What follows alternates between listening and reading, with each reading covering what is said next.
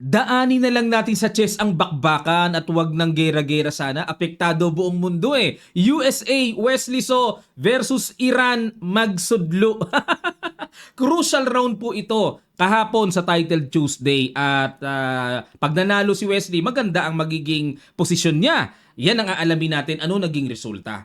At papakita ko po sa inyo ang results sa bandang huli. Tapusin niyo po sana mga kamatsas. Pero bago natin simulan, iwanan ko muna kayo ng puzzle. Hatid sa atin ng Internet Chess Club, it's white to play and mate in 2 moves. Sa loob lamang ng 2 tira ng puti, sa ayaw at sa gusto ng black dito, mamamatchas. Hanapin nyo po yung pangsugzwang na kahit anong gawin ng black talagang lalaglag sa pagkamatchas sa ikalawang tira. Lapag nyo lang po sa comment section below ang inyong mga makikitang solusyon mga kamatchas ha. Maraming salamat po. Download na po kayo ng Internet Chess Club. Okay. Black po dito si Wesley sa Iranian Super Grandmaster Parham Magsudlo ang ginawa. Nag-E4, nag-E5 si Wesley, Knight F3, Knight C6. Pinasok ang Ruy Lopez at walang sawang weapon, Berlin variation. Talagang Wesley So variation. Pero nag-D3 lang. Ayaw pasukin po yung queen to queen na linya. O para po sa kaalaman ng iba, sandali lang po, ano ba yung queen to queen na sinasabi ni Coach? Ito po yon yung variation na kakain dyan, tapos magdi-D4, aatras ang knight, inyo-neutralize ang bishop, kakapturein ng bishop ang knight, D-pawn ang ipang kakapture, babawiin yung pawn sa E5, magna-knight F5, tapos maagang queen to queen. Yun nga lang, ito pong bakbakang ito ay masasabing boring. Pa-endgame kagad, wala kagad queen. Naboboringan dito ang puti. Kung ayaw mo ng boring endgame, wag mong pasukin to kung white ka, Ruy Lopez, no? Marami pong naboboringan dyan. Kaya dito balik tayo mga kamatsas. Nagdi-D3. Ito yung anti-queen to queen variation ng Berlin. Suporta lang. Simple lang. Knight E7. Ito nakita ko na kay Wesley ito. Medyo may trap dyan sa linya ng Knight E7 mga kamatsas. At kinakaslingan lang. Kasi po dito, ang kaunting trap, kung mapupukaw sa libreng pawn, di ba libre, mag-C6 lang. Aatakihin ng bishop. Obligado, lalayo yan. Halimbawa, ilagay natin sa bishop C4. May queen A5 check. Tangay ang yokabab sa gitna. Ayun. Trap yan mga kamatsas, trap. Kaya dito, hindi talaga kinakapture yan. Kasling muna. Yan talaga, kakapturein na talaga yan. Time naman para, syempre, gawa ng remedyo. C6 muna, bishop A4, knight G6. Ayun, para magkadepensa. At para makalabas na rin po ang dark square bishop. Rook E1. Develop lang. Bishop B4. Medyo kakaiba tong bishop B4 na to. Pinapa-C3 talaga. At ayun, kaya pala. Kumbaga, expected talaga ng black na magsi-C3. Alam ni Wesley ito, for sure. Tapos magbi-bishop A5. Paano yun? Ililipat dito. Yung diagonal, okay. H3, hindi ako masyadong familiar na dito sa linya na to. Totoo lang mga kamatsas, no? H3 at yan po ang lumalabas na novelty. Ang old line dito na palagi ang ginagawa, yan, maraming tumitira, D4 ang tira dito. Dahil nga po ang king ay medyo matagal na nasa gitna, dapat samantalahing i-break. Tamang-tama ito para sa akin mga kamatsas. I-break kagad, buksan kagad, atakihin kagad ang king as much as possible. Pero, ang novelty ni Parham, nag-H3 muna. Okay, tingnan natin. Nag-castling. Knight BD2. Wala siyang balak itira yung old line na D4. Okay, tingnan natin. Nag-develop lang. Knight BD2. Nag-Rook E8. Develop lang din. Paghahanda lang po. Pag-ready lang sa E-file. At nag-Knight F1.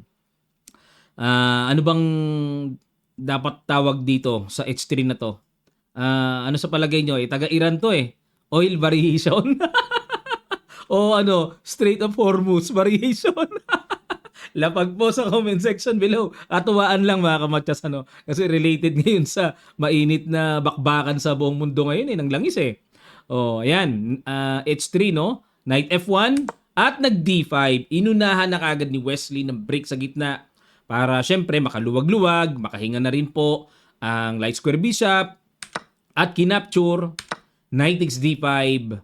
Okay, kasi hindi nga pala pwedeng capturein, no? Ang ganda nga sana kung buo yung sentro, yun nga lang hindi po pwede kasi mayayari naman yung rook sa E8, knight takes D5 at nag-knight G3.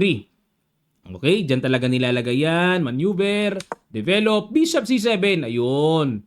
Kasi dito yung bishop wala na pong purpose talaga yan dyan. Iniisip ko nga kung dito sa B6, yan may purpose din kahit paano may pressure.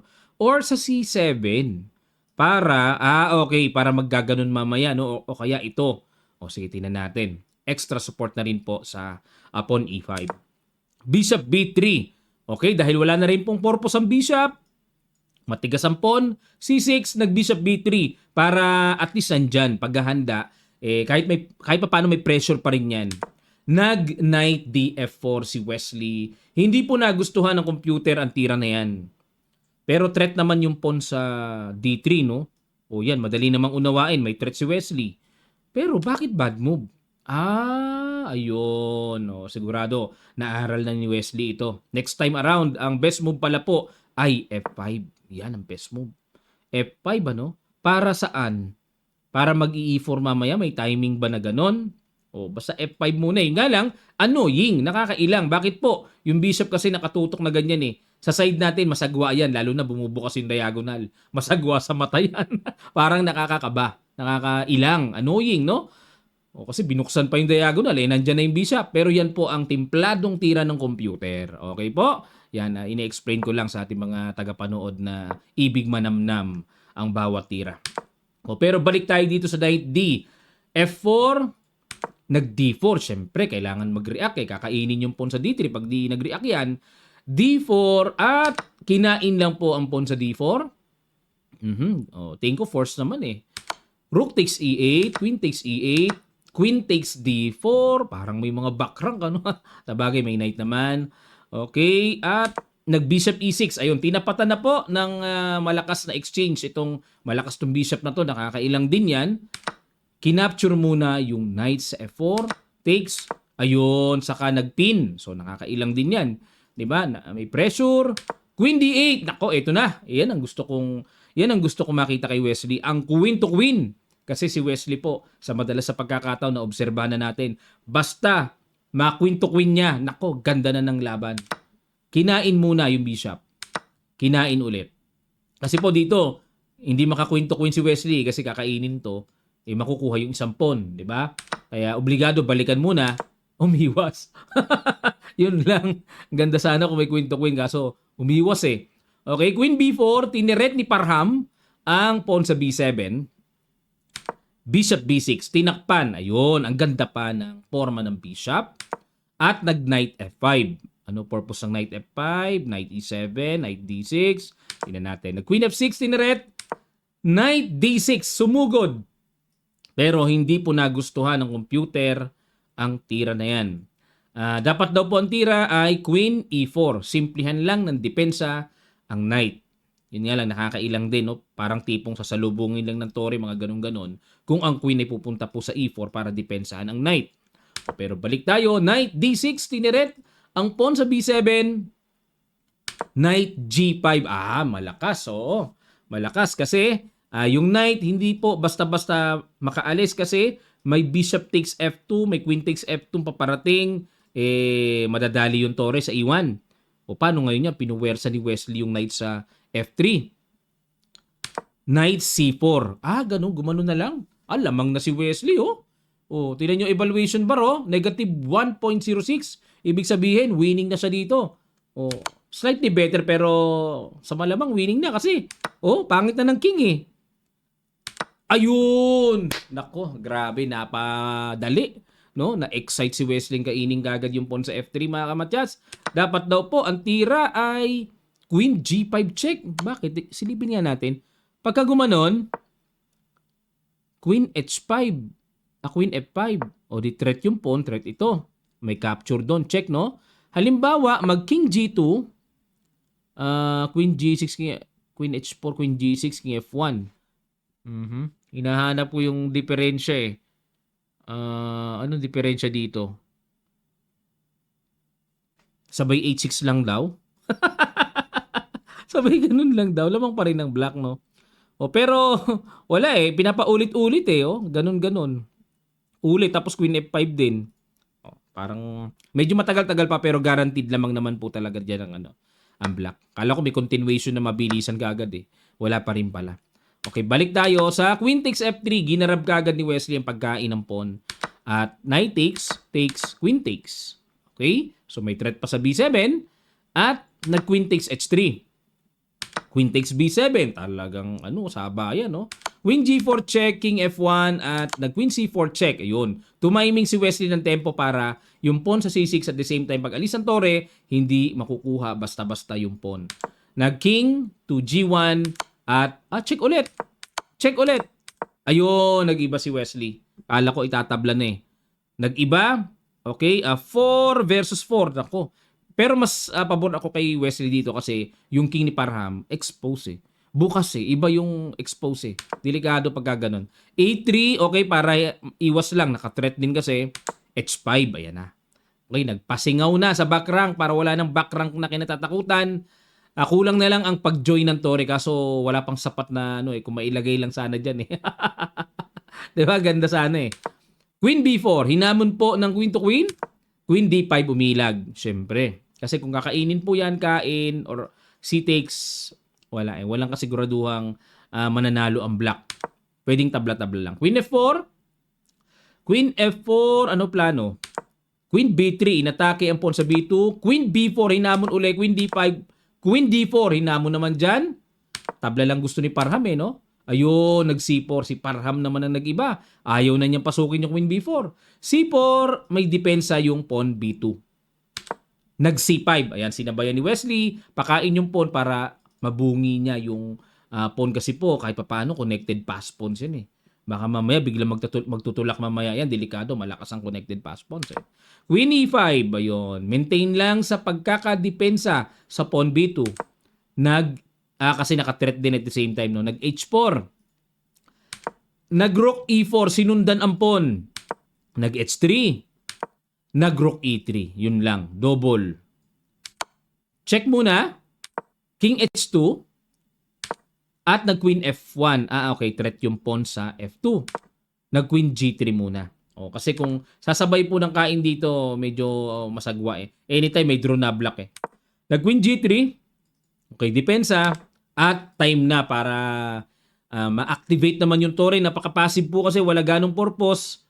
Ito yung inaabangan ni Wesley at dapat namang ingatan sa side ni Magsudlo na wag maka-activate ito ng ganun-ganun lang. Siyempre kailangan may mga nakahanda rin siya pang atake. Just in case iwanan ng Black Rook ang back rank. Delikado naman si Wesley. Yun din naman ang kailangan i-secure ni Wesley dito. Nag-B3. Grabe, kinunat-kunatan lang. Kunat, waiting lang eh. At nag-G6, extra pasingaw. Kasi po, kung gaganon mga kamatyas, wala. Ang ganda sana pero mauuna sa hukay eh. Ganda sana may threatening matyas pero mauuna po sa hukay dito ang black. Pakita ko lang po sa inyo, no? King H7. Teka muna. Queen A8. Pwede raw to Queen A8 para walang check doon. Pero ang pangit parang andito na eh. Nakalabas na nga yung king eh. Sandali lang po mga kamatyas Ayun. Queen G3 check. Halimbawa mag King F6, Queen F4 check. Yeah, I believe meron ng to eh. Kasi pag dito may check. Kumbaga rat-rat na to eh. Rook G3. Gaganon lang eh no. Mahirap pa rin pala. Kala ko pag ganito parang madali nang mamatyas Pero grabe yung mate in 7 na pala eh. Mate in 7. Okay, so stop ko na po dito mga kamatyas. Mahaba-haba pa yung mate in 7. So, pero panalo na talaga ang puti pag gaganon. Kaya lagi po tayo mag-iingat. Nag-ingat muna si Wesley para kung chumekman may extra pasingaw dyan pero parang delikado pa rin. Hindi pa rin talaga niya maiangat-angat ang Torre. Nadidilikaduhan po ako sa lakas ng rook check sa ibaba. Nag-Queen G1. Pero, ayan na, gusto nang in-neutralize ni Magsudlo yung Queen. Wala bang pupuntahan? Ay, wala palang pupuntahan. Aray ko. Wala palang pupuntahan. Naobliga si Wesley. Sabagay, naman gusto ni Wesley, di ba? Yung queen to queen. Yan. Okay, check. Pinaangat, pinahiwalay sa pawn. Saka tiniret. Nag-rook F3 muna. Yun lang. Yun lang. Yung pawn sa H3 na overextend. Lipad. Nag-rook A3, A4, depensa muna. F5. Ayun, nakain ang buong buo. So dito po, rook and pawn ending na lamang ng isang pawn ang puti. Pero correct play, equal talaga ito. Yun nga lang, magkakasukatan sa nerve at sa pacing ng time control. Diyan magkakasukatan. Equal to pero parang si Magnus, 'di ba, pinapaikot-ikot hanggang sa mapabigay yung kanyang kalaban. Nag G5, Rook D6 check, nag King E5, Rook D5 check, nag King F4, Rook takes, ayun lang. Yun ang malungkot. G4, yan. Equalize pa rin naman eh. Kahit na mayroong malakas na connected pass pawns, pero after G4, pagka ganito po, mag-G3 para kuhanin ang pawn sa F2. Nag-rook to D5 para check, manggugulo. Tuloy pa rin si Wesley. Okay, nag-G3 pa rin. Rook D4 check, King E5. Yan, para hanging ang tore and may threat pa rin doon na Rook takes F2 or G takes F2. Nag-Rook D3. Okay. Kasi pag kinain ito, may King takes. Nag-F4. Good move. Oo nga, no? Ganda. Ang nasa isip ko lang mga kamatyas, kainin ng pawn. Kasi pag kinain naman to, obvious may bawi eh. Yung pala may F4 lang. Ganda ng tira ni Wesley dyan. Okay, maintain lang. So ito pa rin po ang threat.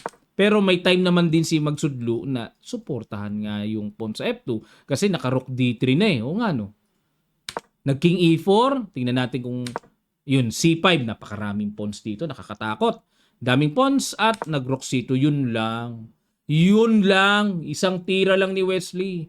Blunderacious kagad. Losing siya kagad oh. Ngayon, ang tanong, ano correct play dito mga kamatyas?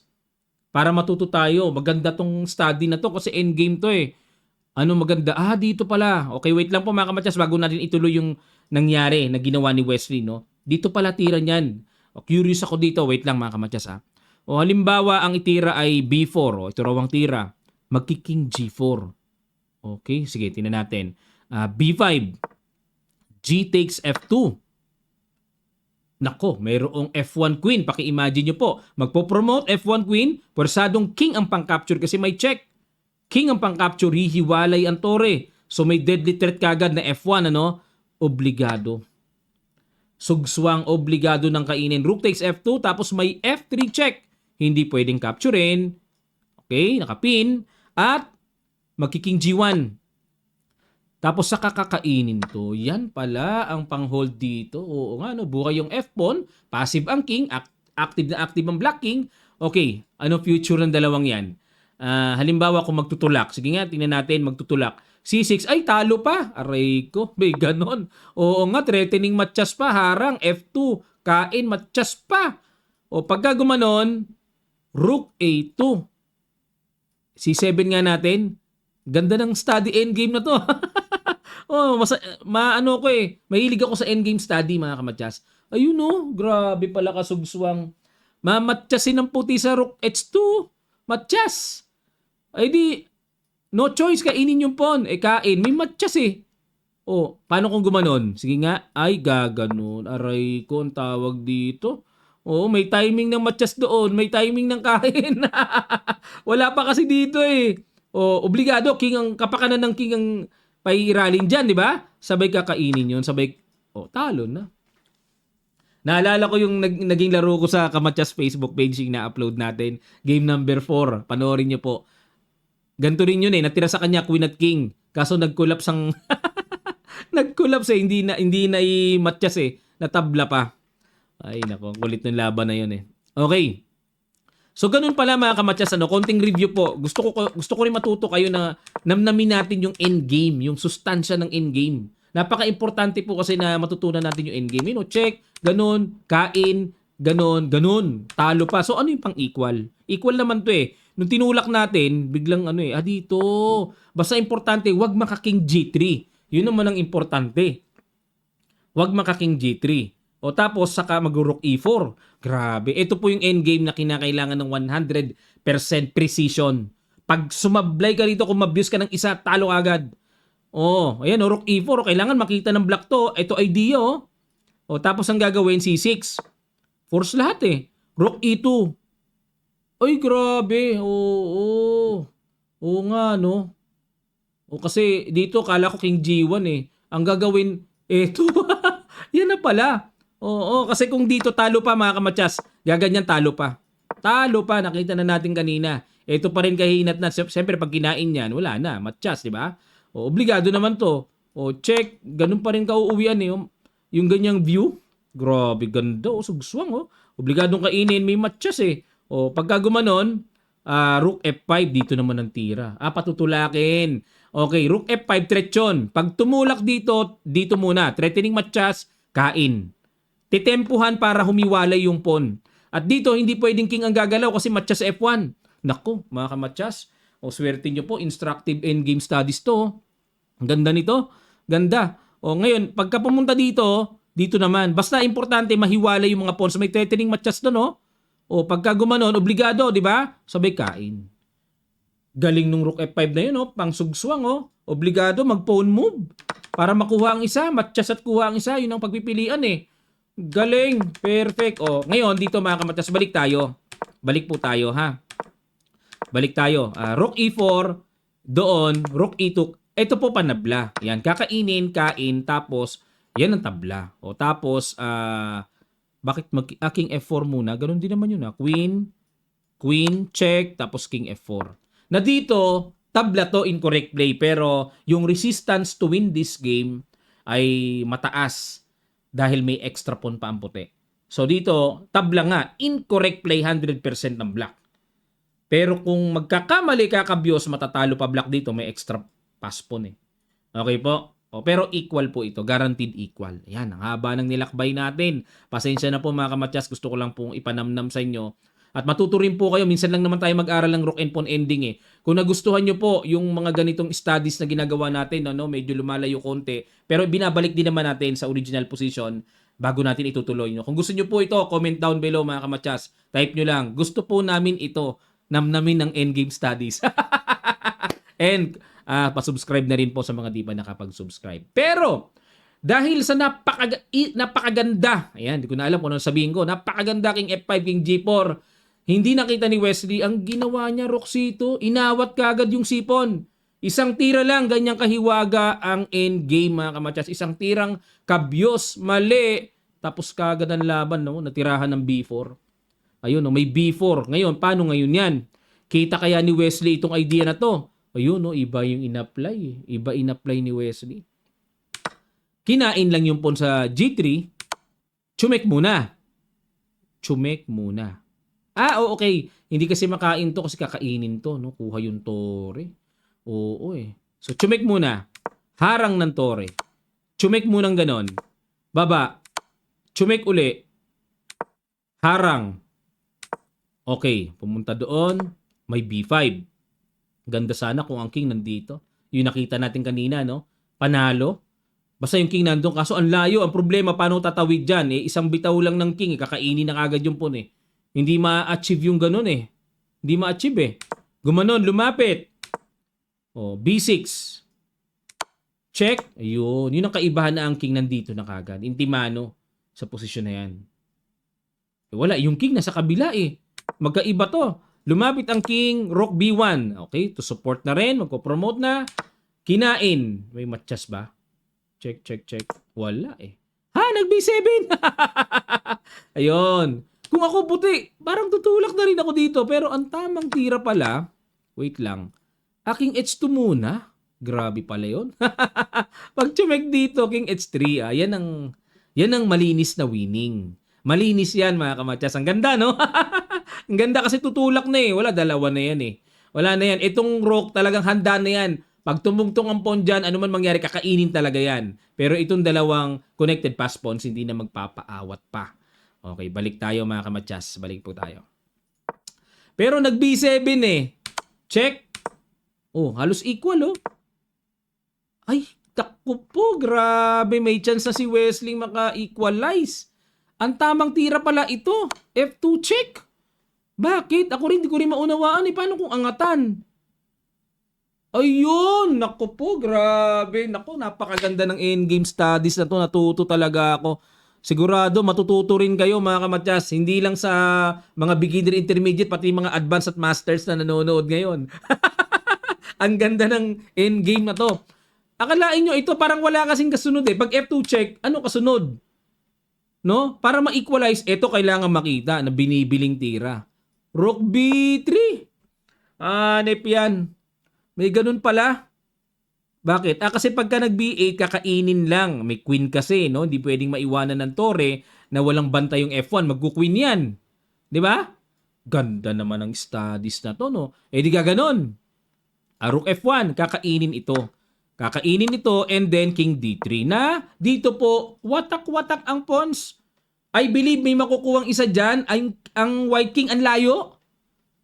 May makukuha dyan. Wala na. Pag gaganito, mahina na puwersa nito. Yun, gaganon. Mahina puwersa nito. O, check lang. O, halimbawa, ganon. O, dikit dito. Dito. O, halimbawa, ito ang isupport.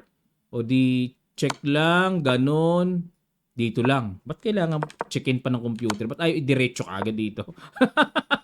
Pinalapit pa yung king eh. Isang square din yan eh. O, kasi kung ito po matitira, wala na. Tabla. Rook pawn yan eh. Napakadali. O, pagka ganon, dito. O, dito, dito, dito, dito, dito, kain. Okay? Kaya, madali lang pong itabla pagka ganon. Bagamat may 2 pawns na natira. Ang layo kasi ng king eh. Pero kung nakalapit sa 2 pawns, ibang usapan yon. Balik tayo mga kamatyas. Balik po tayo. Sayang yun F2 Rook B3 pero ginawa ni Wesley na pressure eh. Kasi dying seconds na rin eh. Ang idea po niya, pagka nag-promote, kakainin lang. So, may F2, F1, Queen nga naman. Yun ang naiwan dito kay Wesley, no? Na parang gusto niya mangyari. Kaso, yan ang masaklap dyan. Hindi naman pala mamadaliin eh. C6, C7. Pag nasa C7 na yan, wala na. Ano na yan, grabe. Sobrang tindi na yan. Check. Ganon. Check. Wala na yun. Ready na si Parham eh. Sige, mag-F1 ka. Kainin yan. C7, unstoppable promotion. Magiging reyna ang isa dyan. Check. Nilapitan lang. Ayun, nag-Rook G1 para hamunin ang tore. Pero nag-B8 Queen para support. Nag-resign po si Wesley. Sayang ano. Pero ang ganda ng laban. Napaka-instructive. Napaka-sustansya ng endgame. Grabe. Sino na nanalo sa langis? Literal ano, USA versus Iran ano. Grabe sila pa naglaban sa penultimate round. Grabe, gracious, galing. Bakit po nag-resign dito? Si Wesley kasi po wala nang chance eh. Pagka kinain, pakita ko lang din, kain, queen, wala na rin. Takes. Unstoppable pawn promotion, reyna. Okay?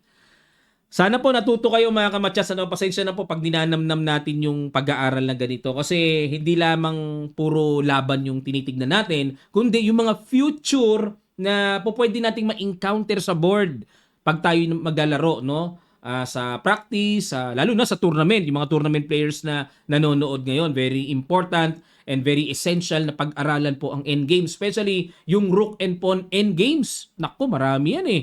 Pero ito kasi medyo high level ang pagka-forma ng rook and pawn endgame na to. Ako nga, ang laki ng natutunan ko sa laban na to eh. May mga ganun palang teknikan.